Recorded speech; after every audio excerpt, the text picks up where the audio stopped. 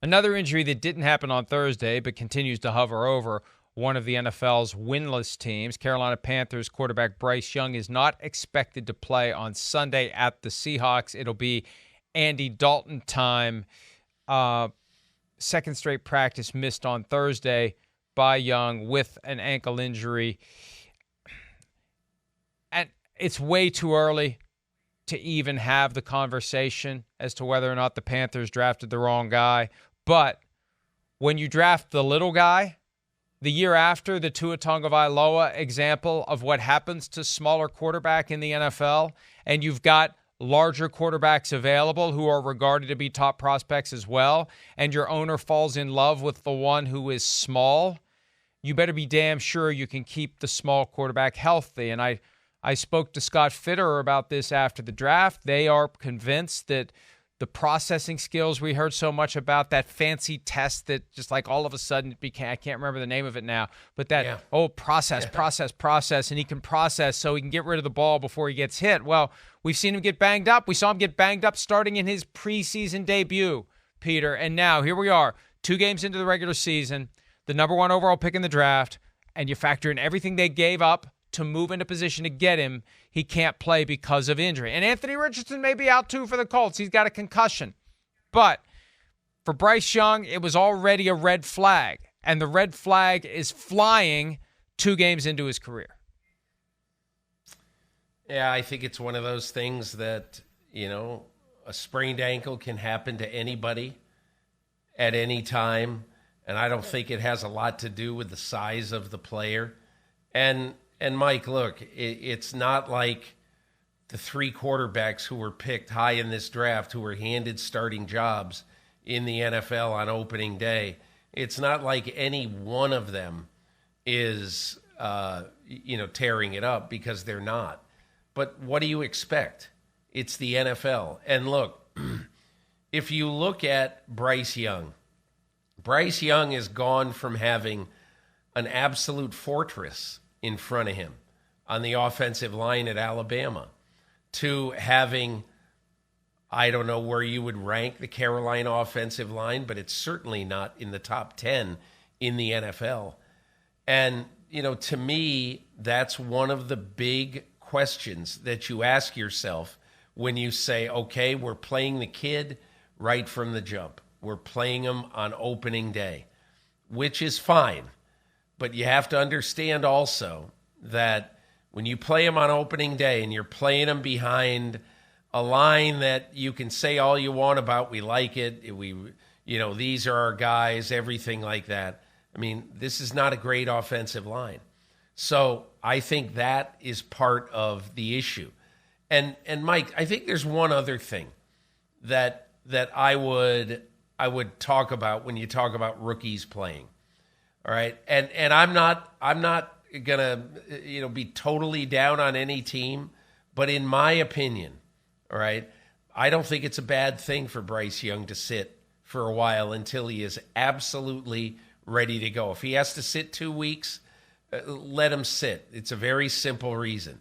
The Carolina Panthers have to be in this for the long haul. Okay? Of course, you think all games are important. Week 3 at Seattle, we got to do everything we can to win. If we do X, Y, and Z right, we can win this game. You've got to be mature enough, smart enough to know that if a guy is hampered and if he can't necessarily do everything he can to protect himself, especially in a stadium like that, against a team like that, against a very aggressive defensive team, you are harming your team long-term by playing Bryce Young in this game. And I would say the exact same thing, that if you're Shane Steichen, Chris Ballard, the Indianapolis Colts, you're harming your team if you have any question about whether you should play Anthony Richardson. You got Gardner Minshew.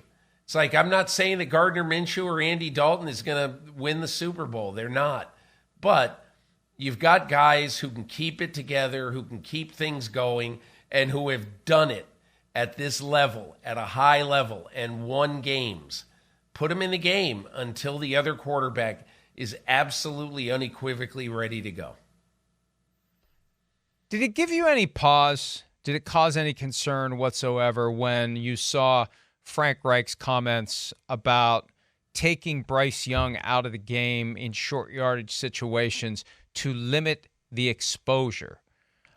When has a team done that, where they consciously acknowledge that their quarterback could be prone to injury because of his size? So in key moments at the goal line, where you will the difference between winning and losing by turning 3 into 7 or 0 into 3 or whatever the case may be, key moments in the game, you're going to take your starting quarterback out because you want to limit his exposure to contact?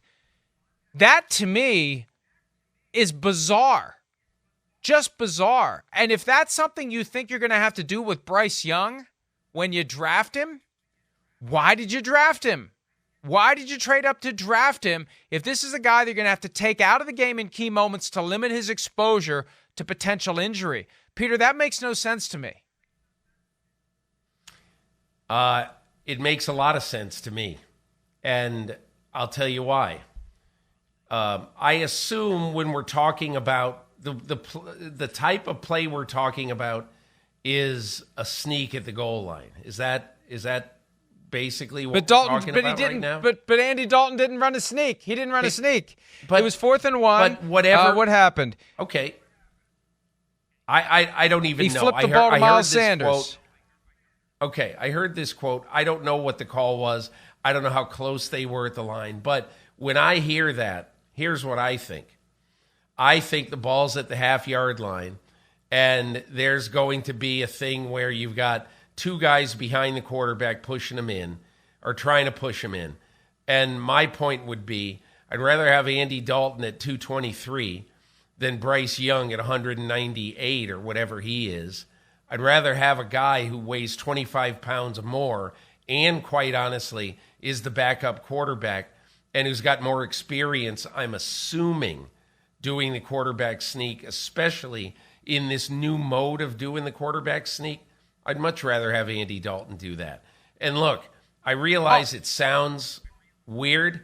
It's all that. I get it, but I don't mind it at all.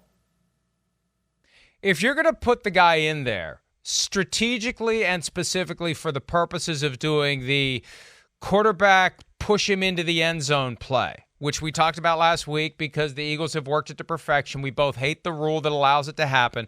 But if you're going to run that play, you use a quarterback who is more physically suited to doing it. And the play is so effective that you can bring in the backup quarterback and everybody knows what you're going to do, and it still works. We saw the Giants line up last night and make it work, not for a touchdown, but for a first down out toward midfield. I'm fine with that, but they didn't run that play. It's like we're just going to start bringing Andy Dalton in these short yardage situations, not just to run the sneak. So that's what just seems weird to me. If you're going to use him, then use him for the play that the Eagles are using to help them pretty much every time they need to gain a few inches. And it works. It works. The physics are on your side. But to just bring Andy Dalton in and have him flip the ball, I mean, I think you always want your best players on the field, especially in those moments. You want the defense to be worried about what your best players can do. Taking your best players off the field for any reason other than we're bringing in the larger guy to run the quarterback push play, to me just seems weird. It just seems weird. So that's all I got to say about that. If they do that consistently, I'll probably think it's weird too. But to me, I would do it for the sneak 100 times out of 100. Hi, it's Mike Florio. Thanks for watching PFT on YouTube. Hit subscribe for the latest news and analysis from Pro Football Talk.